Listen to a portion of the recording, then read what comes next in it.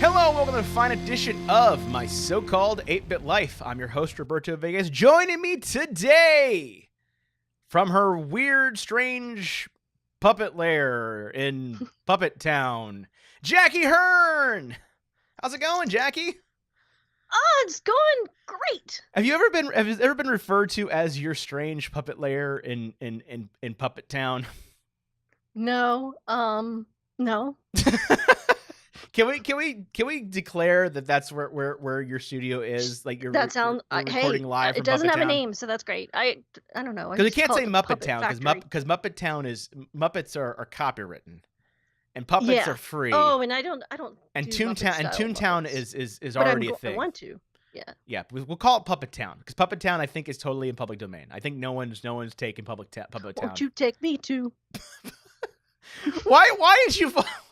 Who sung that song? Who fucking did Funky Town? I'd have to. Chic. No, No. I think it was Chic. I think it was Le Freak. Was it Le Freak or Le Chic? It was like something. No, that's Chic, definitely. Oh, freak out the Chic. Let's see who did. But no, won't you take me to Funky Town? Let's do Funky Town. Let's see who did it.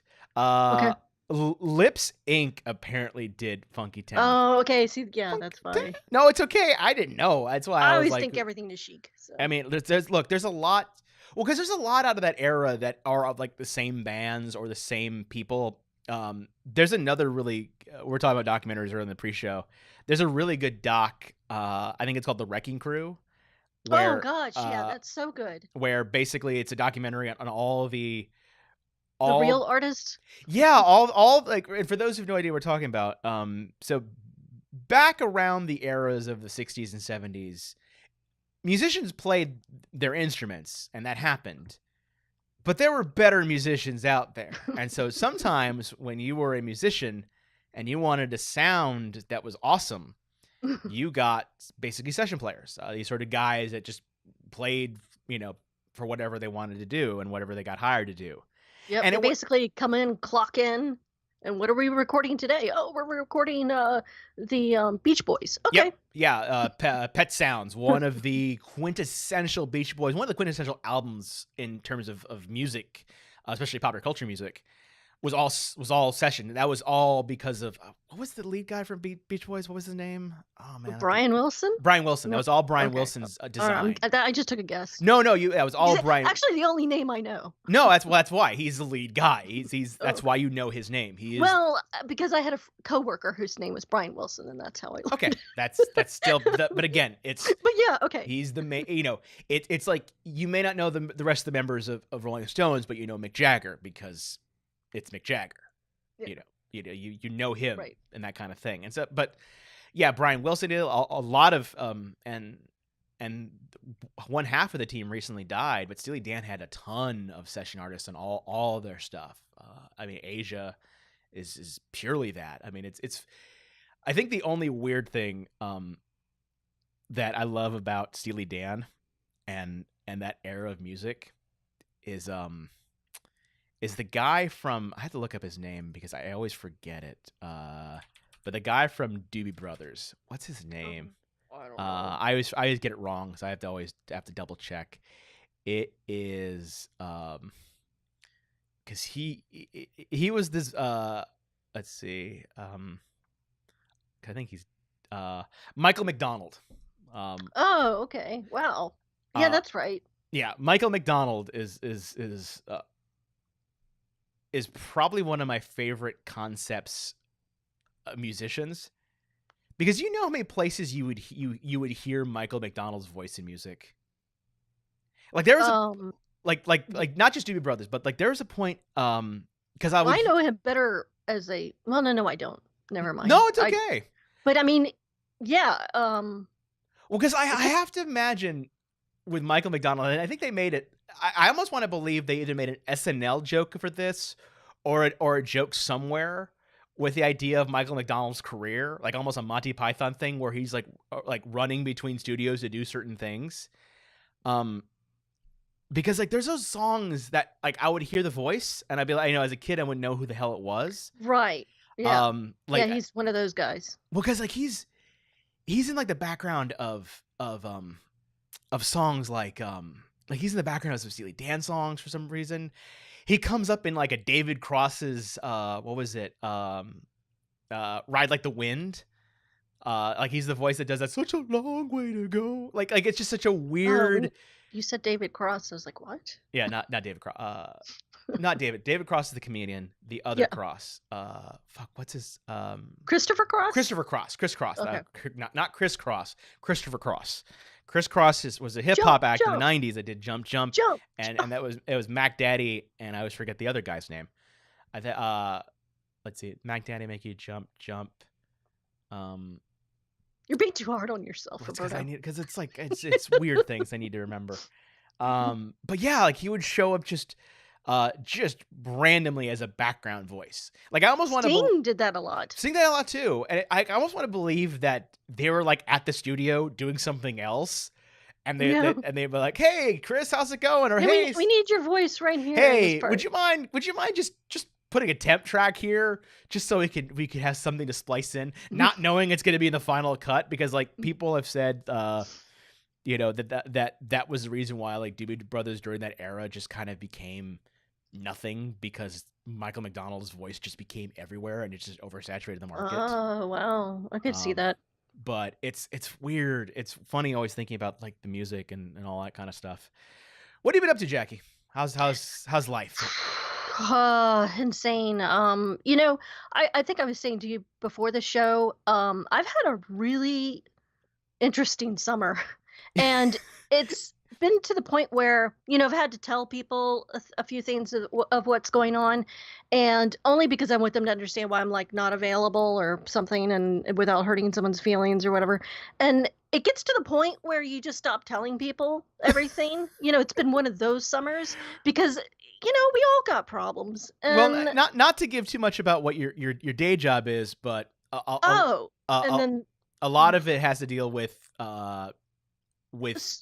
So imagine stressed out Jackie Hern being shoved into Hurricane Irma. Yeah, that's sort of what I'm trying to say. Is a lot, you know, not to tell too much of what you do, but a lot of it has to sometimes do with disaster recovery of things. Yes, of records and information. I'll say that clearly. Not people. Because, you know, I've had a few people say, you know, hey, I really appreciate the work you do. And I'm like, well, I'm not saving lives. Like thank you for appreciating for me making sure that records are alive, but we could digitize that later. You get a paper cut. I don't know what to do. Okay, like I'm not one of those great wonderful first responders. I am a third responder, I would say. Basically with my job, I can't go and I won't go into an area like until after the power's back on, the electricity. I mean, there's running water. People are able to get back to their places themselves. Well, because like a lot of things when it comes to that stuff, then is the time to to recover records and information.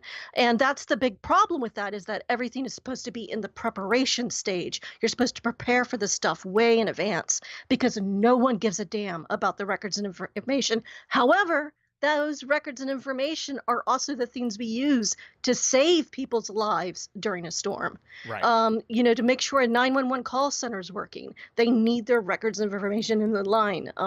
So that's the problem there, is that, and nobody does that. Nobody prepares. No, I mean, they go out and buy bottled water a couple of days in advance. You know, bread. It's one of those things that's like it's hard to kind of do.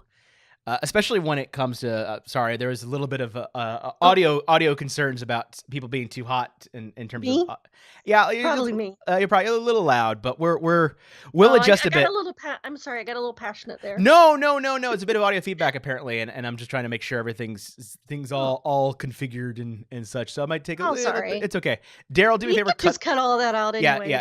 Cut. It was just me preaching. We'll get back to that. But Daryl, cut this out. We'll come back in a second. I'll tell you when to kick it back in while I just do some the microphone. No, you're fine. Again, this is Skype. Skype does what Skype will do, and I'm gonna put a solo shot right now while I go to Skype land and lower stuff. No, it's not you. This. No, actually, now I'm apologizing to Logan. It's okay. Is there anybody else I can apologize to? Apparently it's better now, which is good. Okay. Yeah, I guess it's good. We'll tail you off a bit here in Skype land. We're gonna go back to this, do that, go do this. God, how nice it is to have somebody listening for that. Yeah, it's also good to have this. All right, Daryl, kicking back now.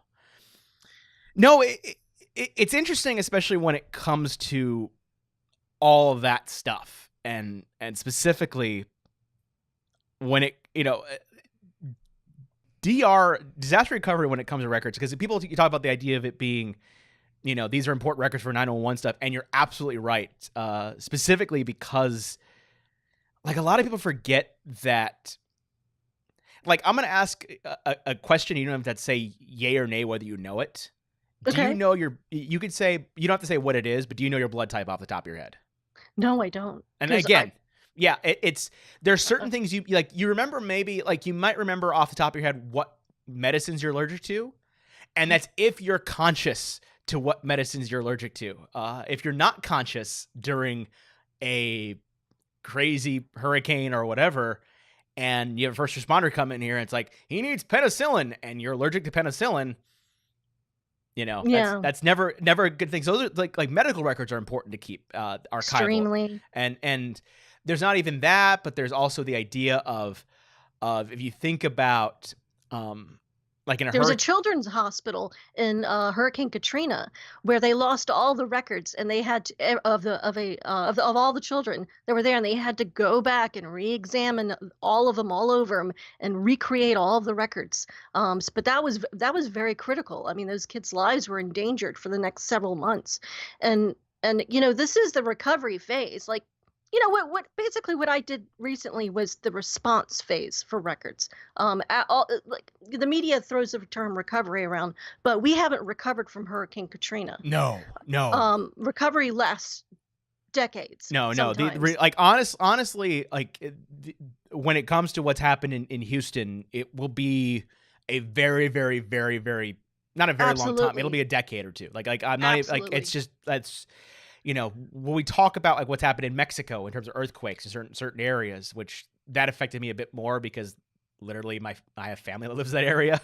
But and by the way, just as a quick thing, all my family in that area is totally fine. But Yeah. no, even all these things, these hurricanes, stuff like that, like, it takes a while for it to fully recover. Like, Katrina is to the point where people are able to live. And that's might be about it, because there's other stuff that comes in recovery, like you're saying, the like regenerating records and all Yeah, that stuff. absolutely. There's clerk of the court's offices where all the property appraiser records were lost, and people still cannot prove that they own certain plots of land because those records are permanently gone. Yeah, there's a lot of cases that, I mean, it's just going to take decades. Yeah. Criminal records, people who were charged, who were in prison, they had to escape everyone from this one prison and put them up on an interstate overpass and keep them there. And they had no idea who was, I'm sure some of the correctional officers knew, but in general, they had no records to prove what any one of these inmates had done. Yeah. So, I mean, And the thing is that you think, well, who cares? They're in jail, totally be fine. yeah. But then a lawyer could say, well, do you have the records to prove it? And For it's like, every scenario you can think of, children, health, the elderly, land, property, financial, I can give you cases for every single one of them, of an example where those records have been lost and will never be recovered because those agencies did not prepare in advance. and again, DR, DR recovery is a strange thing, and DR means disaster recovery. It typically within an IT, just to kind of give the corresponding thing, usually you have, if you've done your things right, and I say it with like a very big thing, if you've done your things right, you'll have a primary, a secondary, and a DR. And a DR is like somewhere else in the world or somewhere else in the continent, for example, usually inland, hopefully underground, maybe someplace where things aren't going to, where natural disasters won't happen. Like, maybe you're not going to put it like on a fault line per se, but you get the idea. And it's insane on just doing it on a digital level of like what you have to do it right. And it's even stranger when you kind of go about it and especially just like, again, physical records like that.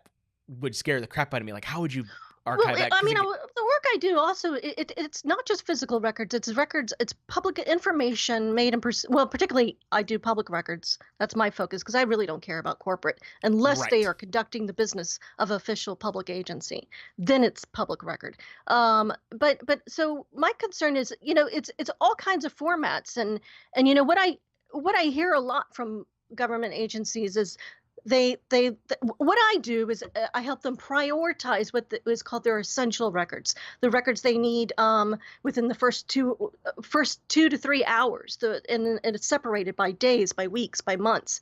How quickly do you need that information, and then also based off of a priority list, how important is it? And what a lot of agencies don't understand is that they say, well, it's okay, it's all on backup.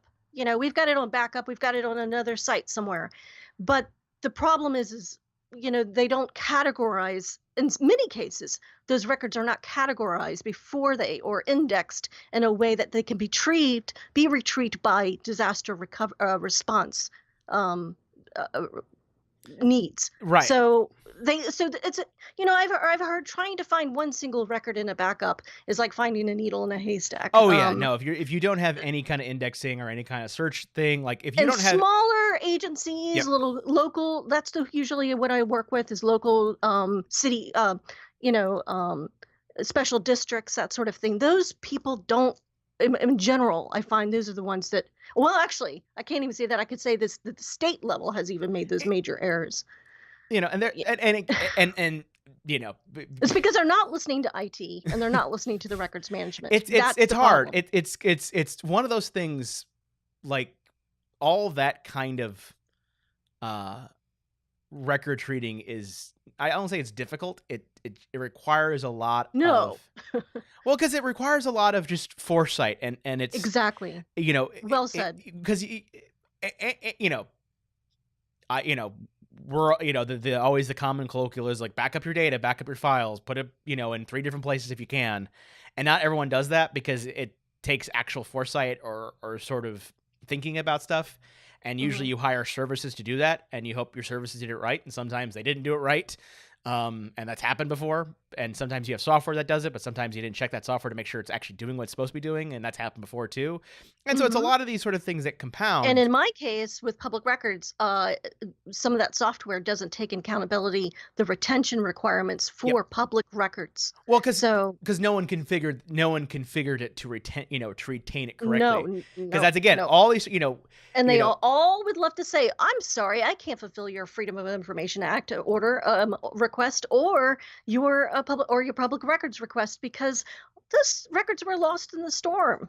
Yeah, it's weird. That's a common thing. No, and again, all this is but they shouldn't be. No, but it's interesting to bring up even this sort of topic when it comes to all the stuff that's gone down in terms of weather. Only because it's all of this is part of that same equation. Because you would never think. I mean, obviously, first thing is human life. So it's above all else, no matter what. And pets, and livestock. Pets, right? Anything that has a heartbeat. That let's just say it like that for sake of argument. Yeah. But you never think of how critical these records are, or these sort of things, because we almost take for granted that this stuff is readily accessible. We're kind of taking for granted the idea of like being able to search things and index stuff. And it's interesting to just, to hear from you all these sort of things, especially when it came to this, because, there was a point where prior to being on some shows that you sorry people, if you're wondering what that is, I saw the reflection, and I think we have a lone kitty walking around, who wants to be part of the podcast too. I had to save his life yesterday. Oh, what happened? Well, it's another just to add to my whole thing of at some point you got to stop telling people things. That's okay. It's okay. Hopefully, I'm glad the kitty's. The kitty's like, thank you for saving my life, master. Please give me tuna. Yeah. It's okay. But like it's at a point where, and I think of the hurricane stuff just because, let's say we have, like prior to Irma hitting, was it Irma or oh God, what was it? We had Harvey, then Irma. We had Harvey, Irma, and then we had Maria. And it was like we had did you see the new when Harvey was in coming our way? Yes. That it was like we had like 3 active storms at the same time. Okay. Yeah. Like what I mean, like 3 active storms, I mean like 3 active potential hurricanes and oh, okay. And it was like, because like we had that and then it was this like weird moment of thinking about it, because like Harvey, for me at least, hit closer. I was totally fine, being in Austin, but I have friends in Houston and I have friends in that, and so you see the water level and you're just like, oh shit. And the majority of deaths come after the storm has passed. Well, because it was such again, a lot of these sort of things, everything kind of stacks on its own. You have water coming in. Water sort of there. You then have people who are trapped because they really couldn't. Really. It's okay. It's okay. Look, the cat wants to be part of the podcast, Jackie, and one day I will interview your cat. That's gonna happen. We're gonna have a show where it's gonna be me and your cat, and we're gonna discuss. We're going to discuss cat issues. We're going to discuss kitty litter. Put your cat away before you start a podcast. We're gonna discuss things. We're gonna talk about kitty litter and Meow Mix. I don't know what to talk about with a cat. I've never. I could talk about pet food. No, I found this great pet food that everybody should buy. You have to order it online and you get it shipped to you. It's called Darwin's Natural Pet Food, and it's made of raw meat. It's raw chicken, raw duck or turkey, and it's got every vitamin and nutrient that your cat actually really needs. And anyways, there's a documentary on Netflix called Pet Food. Go watch that, and you'll see them mention that food. But oh God! You should never feed your pets dry food, never. And actually, so I paid like $120 for a shipment that gets sent to me with dry ice, and I'm saving so much more money than going to the store and buying the canned stuff, because in the long run, it lasts you 12 weeks for $120. That's pretty good. Anyways, and it has extended the life of my 18-and-a-half-year-old cat. Oh wow! No, I mean, yeah. I haven't seen that doc. I may have to check it out, because I've been seeing it kind of on my feed coming up. But getting back to hurricanes. Okay, yeah. Now that the cat's out of the way, we can get back to hurricanes. On the bright side. On the bright side, hurricanes. No, it was weird seeing it all that all go down, because it was Harvey, then Irma, then Maria, then an earthquake. Then you see what happens. Then you see what happens in Puerto Rico, and it's just like all these things kind of just stacked, and like at a certain point, I was like making the offhand joke, because I didn't have any way else to process this, that like the Earth was angry with us, and I don't know why, but it was just it was fed up with. I mean, there are multiple reasons why. We could go into a long history why Mother Earth would rather get rid of us, but that's we could go long, or we could go back, say maybe 9 months. Go back a lot of time. You take your pick. There's a lot. Well, yeah. I mean, I'm sure you heard that the island of Barbuda is completely annihilated. There's no home, nobody living there anymore, and that's a real shame. Yeah.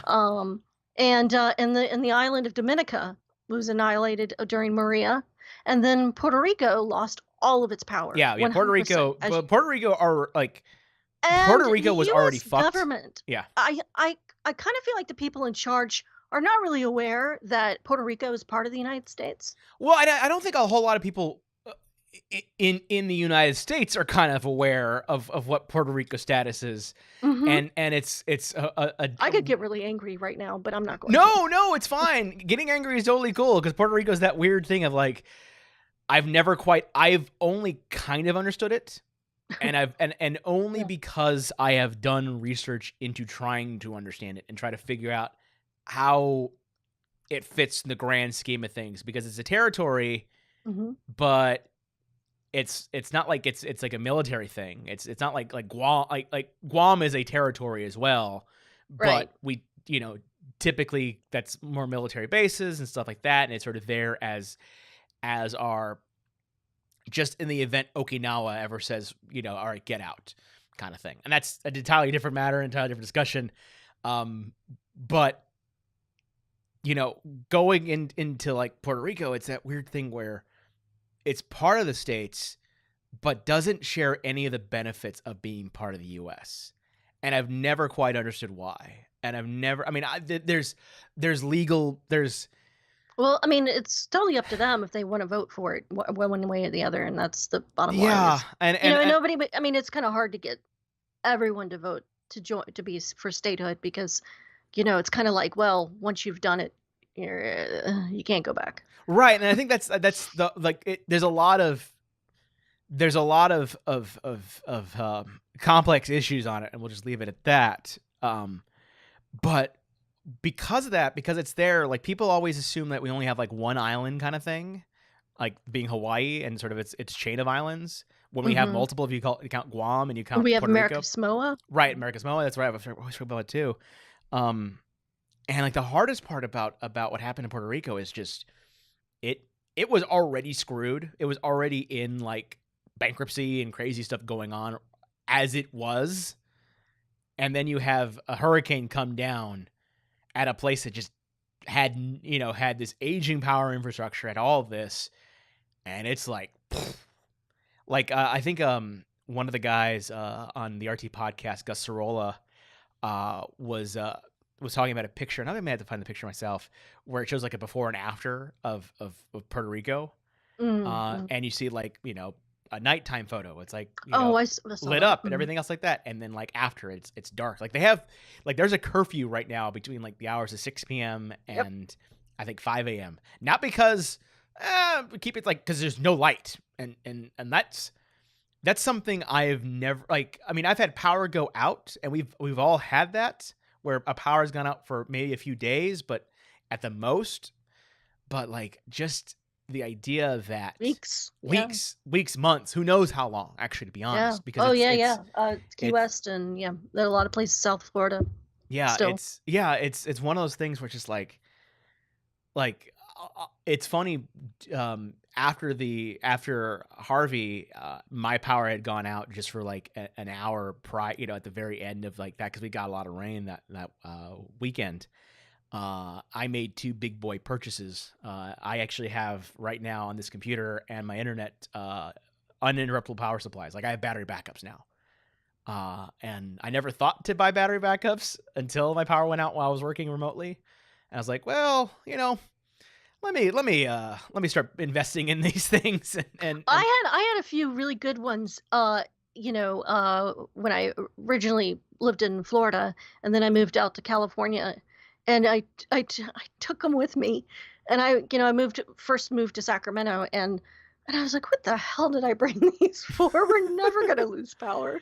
No, I mean, but that's the thing. Like there are times where it was weird to rewire myself for California. I mean, I'm glad that I have them now, because they've become useful. They're knowing that at the very least, if my power goes out, that I'll be able to check certain things and charge a battery or two. Shut down, yeah, gracefully shut down, all that stuff like that. That's becoming a big deal. The worst part is the brownouts that come right before the major power outage. Well, because there's all these, it's everything goes into it, and it was knowing how that worked out, and this was the first time, after that was the first time I was like, you know what, let me actually finally invest in this. Let me finally do this as a thing, because I now have a lot more hardware here that I'm like, I feel kind of good if this is on a UPS or something, or at least, in the grand scheme of things, that if power went out, that I could shut my computer down, I could shut down my backup drives, all that kind of stuff. But yeah, it's been a crazy couple of weeks weather-wise, and it's weird. I say it's weird in that I don't like. I mean, would you have thought like we would have like I mean, September traditionally is the most active month, but did you think you'd be this active? Like, really? Well, yeah, yeah. Actually, I've been waiting for it. I guess the reason I do what I do is because I started out as I was an archivist, during grad school, back during the major storms of 2004, 2005, 2006, and 5 and 6 really, four and five really. But um, and and because of that, I started focusing on disaster recovery for records. And so then I got involved with the National Archives doing something anyways, and that's why I started working in California doing kind of the same thing. But I remember during those storms when we had, I think it was the year before Katrina, there was Ivan, there was Charlie. Gosh, I should know these names like off the back of my hand. Okay. I should have them tattooed on my body. But it was week after week after week, 3 weeks or 4 weeks in a row. We were, government was shut down. Everybody had to put trash bags on top of your monitor before you left to go home that day. And it was very nerve-wracking for particularly Floridians, because you think about if those of you are listening, you were either part of Harvey or Maria or Irma. You know how much stress you went through to prepare and to deal with that and wait for the storm to pass and then everything afterwards. And then having this back to back, that will make somebody suicidal. Like nobody likes to have that kind of disruption for that long of a period. But yeah, those storms, we were expecting storms like that for the last decade. So then I get into this profession. I do pretty good for myself. I get involved with a huge grant from Homeland Security, FEMA, National Archives, to provide online training. And then all of a sudden, we don't have any storms. And almost a decade goes by, and I'm having to figure out other ways to make a living because nobody gives a damn. And they don't care. So when it's really sad. I feel like I'm one of the only people who benefit financially. No, it's I mean, like you're not the only. Ironically enough, you're not the only one who benefits financially from this. Like, I'd rather be making money playing with puppets. But no, for sure. But it's. Well, I would say actually the grocery store chain Publix probably made more money than anybody. Oh yeah, well, because even here in Austin, there was like a weird run on like we in Austin had a strange run on things, which we shouldn't have had any run on. Like we had a strange run on water just in case things went down, which is like we're not gonna be affected. We're gonna have a shitload of rain, and it may flood in areas, and that's flash flood areas, and that's totally fine to do this. Like I was telling my mother, I was talking about it kind of jokingly. For those who don't know, I live in a second floor apartment in my complex, and I'm in sort of even on a hill, and I made you just need a boat. Well, I made the comment that if ever it flooded in my area, if it got to the point where it flooded, to where I was in Ishui. We're talking like Noah. We're talking like biblical proportions. Like it'd be a Noah thing. Like this is the ocean at that point. Like something has gone horribly wrong with the world. And that's the place you should live. And at that point, Jackie, at that point, then I'm going to become Kevin Costner. I'm going to go Gills, and I'm going to ride on a really, really weird post-apocalyptic. You're gonna remake that film and make it right this time. There is no way to make that film right. That is such a horrible movie. Fuck Waterworld. It really is horrible. It's a bad because it's already a weird movie in it being like so again. Bad. It's not because Waterworld and isn't it like 4 hours long? Well, because it's strange in that like the art, the style is so like weirdly disjointed, and we had a little bit of a dip, people, in terms of my bandwidth for some reason. Something happened where it's okay, we're back. All this is recorded, so if it dipped in the live one, I apologize. Hey, it's just a Jackie show. It doesn't matter. It's okay. No, we have it recorded. It's recording a file right now. I just dipped in the feed, and I apologize, people, for that. But Hey, internet. No, the weird part of Waterworld is that, it was this post-apocalyptic world. It was as if like Mad Max and global warming happened. Yeah. And someone said, well, what if the entire, like basically someone watched global warming and saw that be a thing and the idea of the ice caps melting and said like, well, what if that happened and we made a post-apocalyptic world where basically we take everything that made Mad Max a movie and flush that out to the ocean, because that's all that was. Was it the Exxon Valdez in there in that movie? Something, because it was a rusted old ship that was floating around. Something like that. There is, because it was, the idea was that there was like, it's the quest for gas, and you could trade in land as a resource, I guess, because you could use land to grow food, and that makes sense at least. But it was this strange world that never really quite explained itself, and it never quite explained why is it that Kevin Costner's the only one that evolved to have gills. Like, what was it that made him who he was? Was it? I forgot about that. That's the part people forget, because if you have mutants in your world, you have to explain them. Even Fallout had the decency of like, well, radiation did a thing, and it was the 50s science fiction. Who gives a shit? Like, okay, fine, you've at least explained how you get ghouls and through radiation poisoning. You've at least explained that in your world mechanics. I don't quite remember how Kevin Costner's character got gills. Like did his mother fuck a fish? Was he a fish that turned human? Like, how did this work? And I want to know. I'm gonna fuck me a fish. Look, I don't care if that's what they want to do. My final thought. Look, if that's what you want to do, that's what you want to do. I'm not going to judge. Perhaps there are other things that you can, have, sexual relationships with. Maybe not a fish. I don't know how that'd work. Maybe they may, because a dolphin, because it can't be a dolphin, because dolphins don't have like. Anyways, I realize I just went on tangent talking about fucking water. Although dolphins, I've heard of. There's a comedian that I know that has said that when he was a kid, a dolphin tried to rape him. That's come up many a times with dolphins. Dolphins get a bit, from what I understand, dolphins can get a bit aggressive. Which is, again, that's their nature. That's how they roll. Like, look, they're fellow mammals. That's how they want to roll. That is their call. Not how I want to roll, but but yeah, getting back on topic. It's whatever topic that is. Fucking fish. Fucking fish. Yeah, that's the topic. No, but yeah, you're right that it's become, it became enough of a slog that, it's just like that much disruption no one can handle.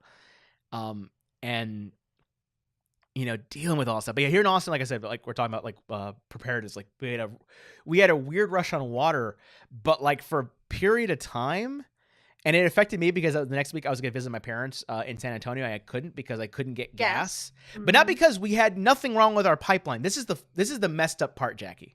We had nothing wrong with the pipeline. We had nothing wrong with the distribution channel. Everything was fine. But somehow on some social media site, I don't even know where it originated from, and I want to find this out so bad. Someone said, you better fill up on gas because it's going to go bye-bye. Something like that. And it got to the point, this is how bad, how fucked up sometimes people are in Austin. Yep. And in the world, when a resource feels like it's scarce, people were filling up water cubes, like those giant things you're supposed to put water in that they're like whatever. People putting gas in that. Yep. Now I know that none of you that some of you out there are like are understand how dangerous that is, because science and sort of things like that. But for those who don't know how dangerous it is, that is extremely dangerous. Because people forget that gasoline is a solvent. And that the containers that we have to hold gas are designed to contain that and not erode and not fucking dissolve. It's like the lesson Jesse Pinkman learned about acid in porcelain. God, I love that. That might be my favorite scene is that one, because it's like because Walter comes back, it's like, you fucking moron, did you learn anything in my class? Did you pay attention? If you had paid attention, we wouldn't be in this shit. Now we gotta we got to figure out where to put this, because like I love that became so bad that like when who was it? It was it not Combo at the time? Who was it that was the two the Badger and I forget the other guy's name. The other Skinny Pete. Like they're there and like, man, your house smells, dog. And it's just like, yeah, because there was a dead body. You know, you can't say it. You can't say, yeah, because we were dissolving fucking a human body in the tub, and I was a jackass. But it was so funny, but yeah. And so when I saw that, I was like, oh, because it wasn't like that was a one-time thing. It was like many people were running on gas and doing this kind of weird thing.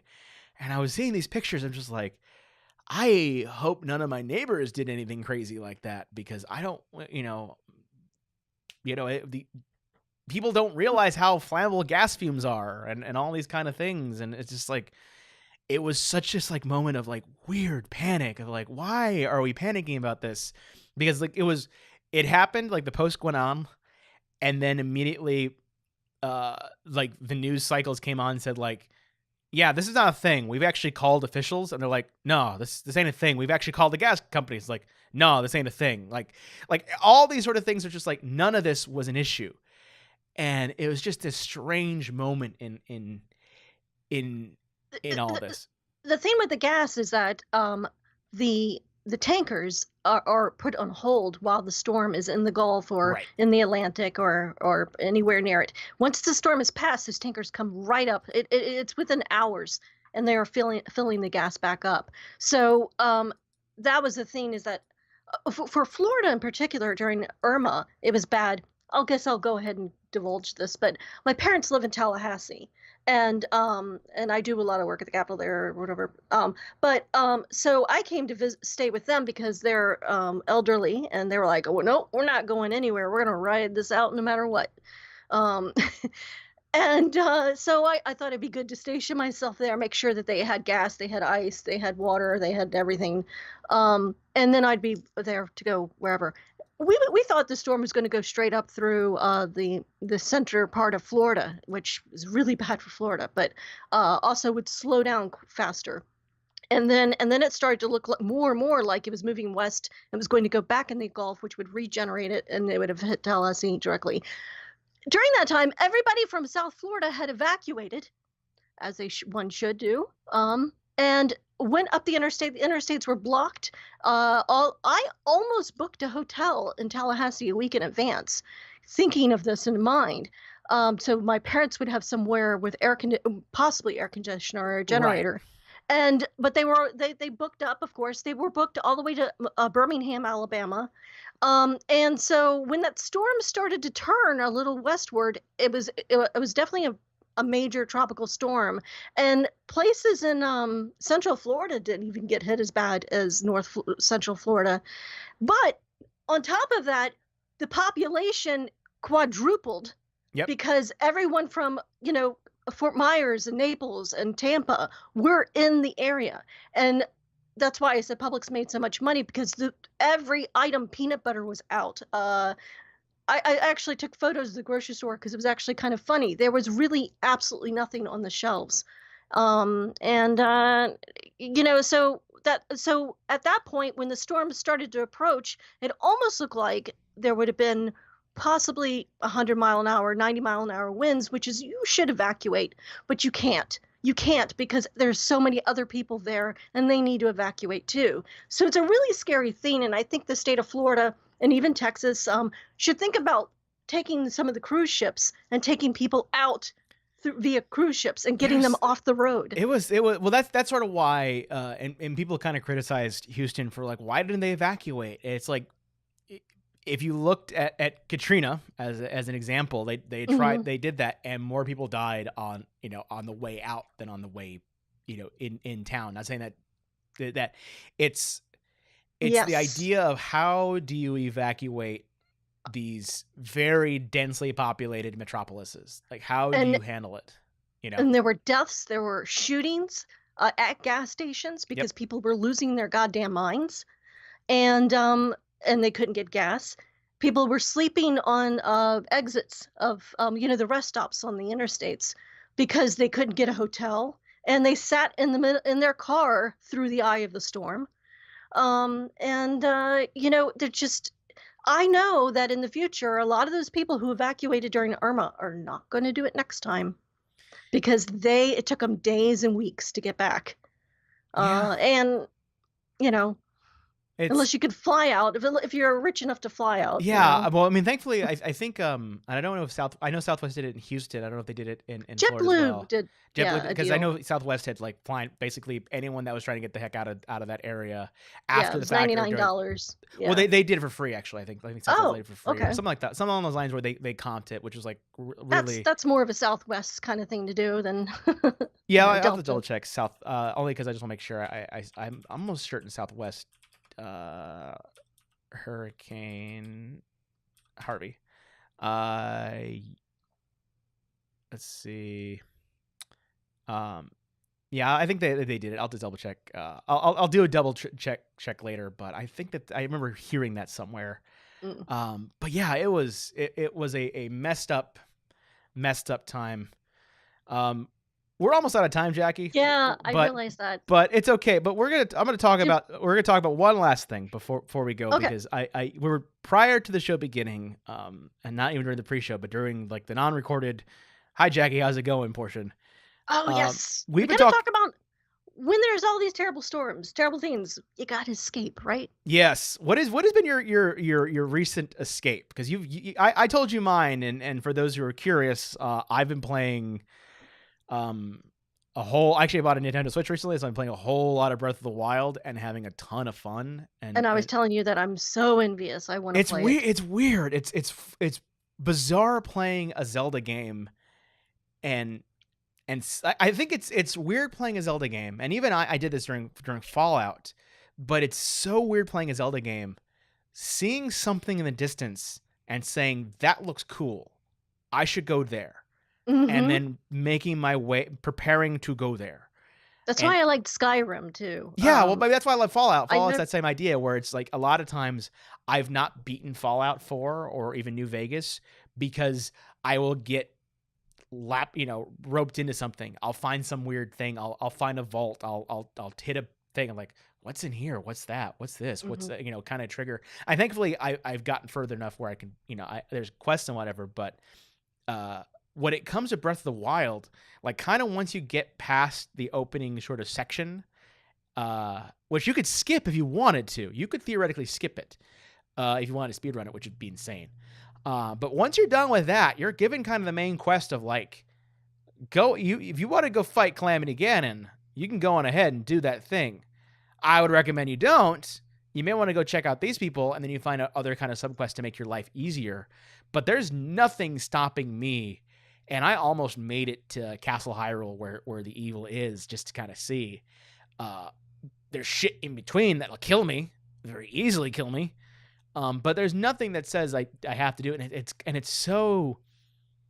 it's like playing the original Zelda again, and I think that's what's kind of fun. Like it's almost like playing like the first time I played Zelda, and I've not felt that in a while in a Nintendo game. Not because I haven't had fun playing Nintendo games. A lot of Nintendo games are iterative in terms of their mechanics and how they do things, but playing Breath of the Wild has just been this like ridiculously fun game, and I'm That's what I hear.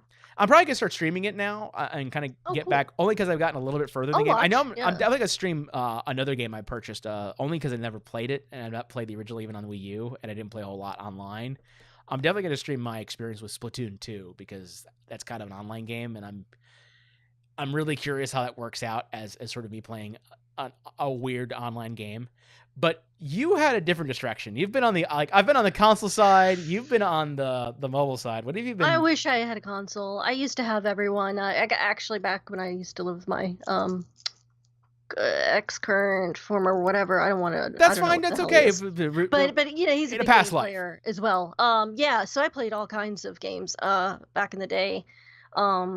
Grand Theft Auto is another one that I used to love because I would go around and I would just look and play everything or pick up all the stuff. And then when it got to the points where you had to actually beat a boss or do the thing, and I couldn't do it because I can't shoot. Right. When you actually have to do a mission, give it to him. He would well, because ultimately GTA was so I could get to the next part.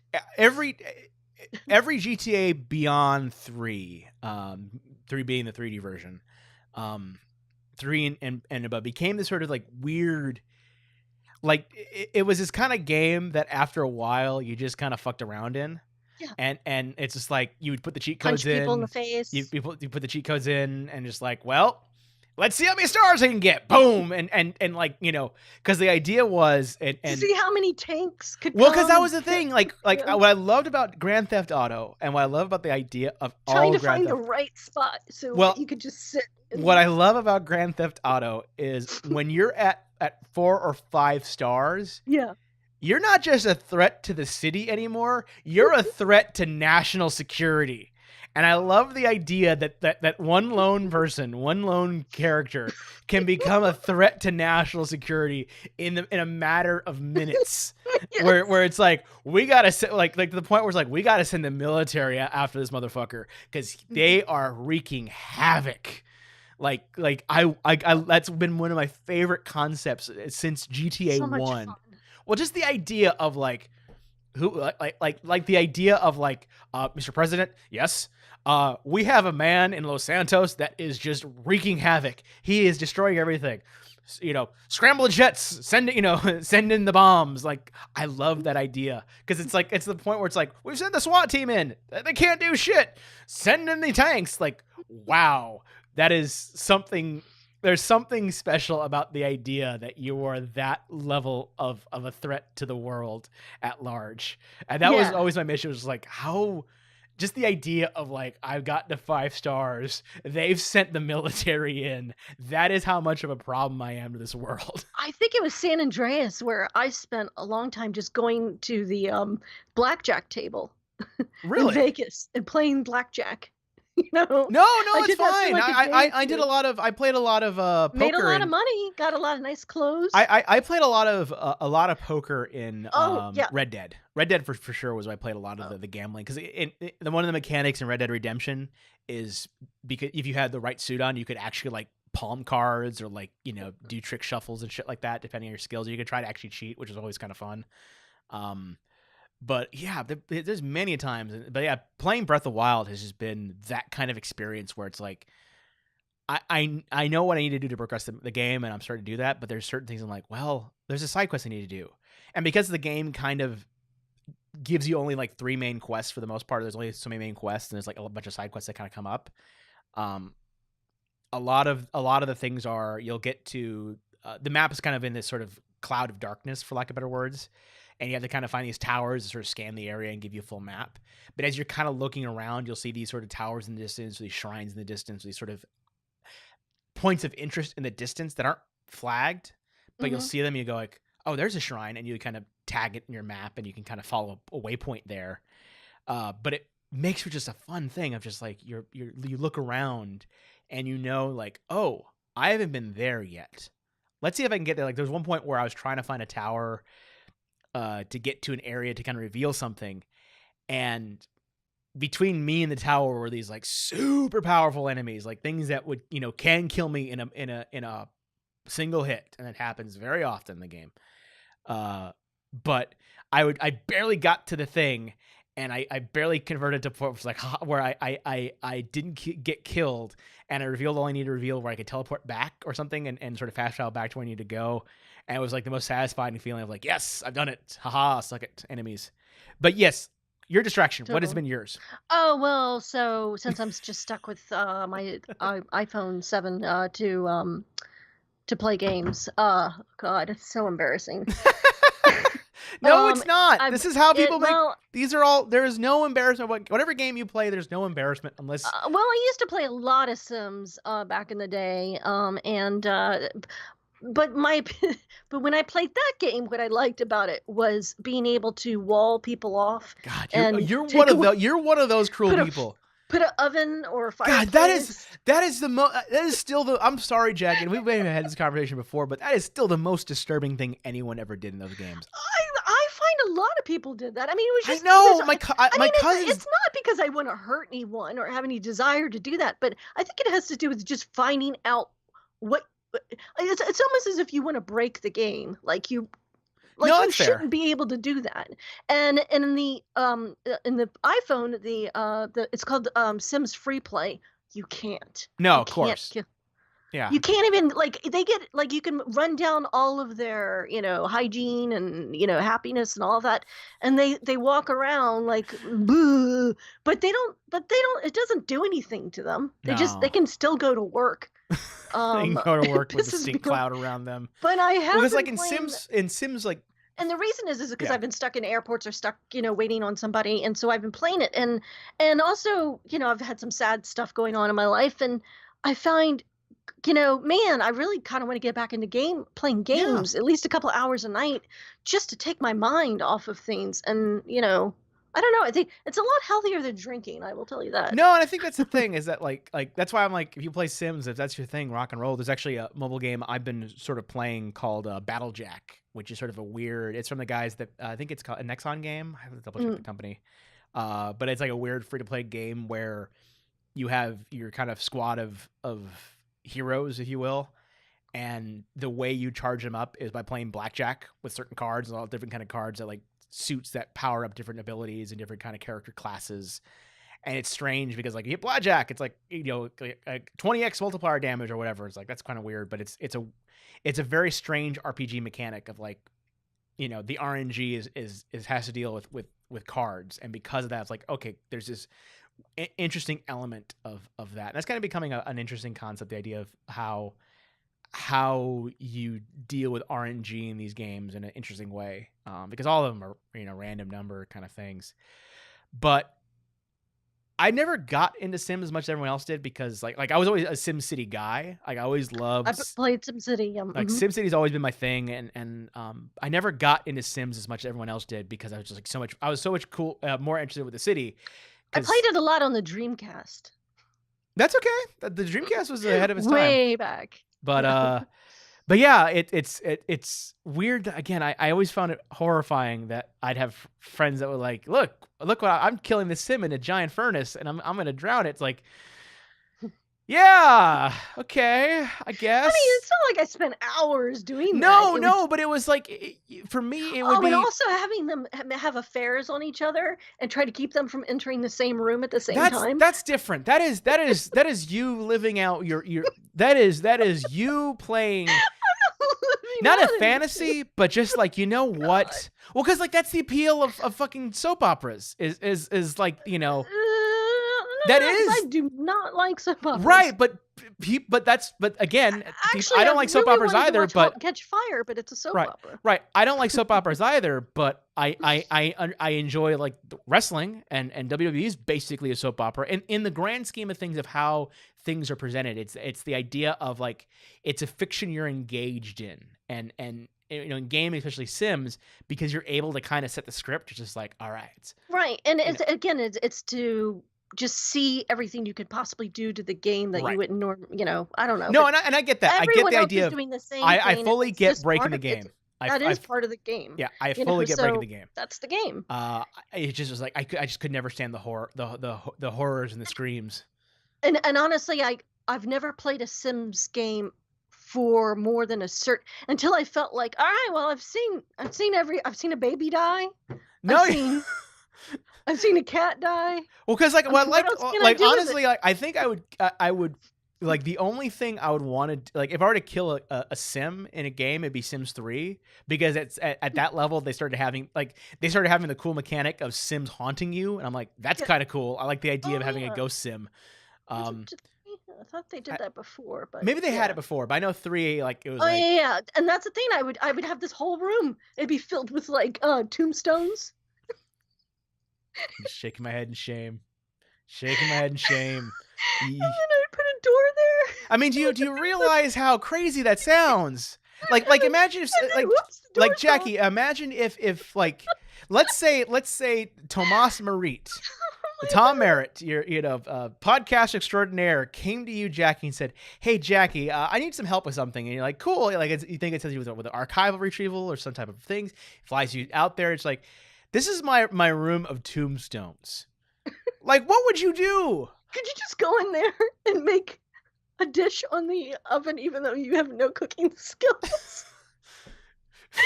I'm just going to take this door away from you.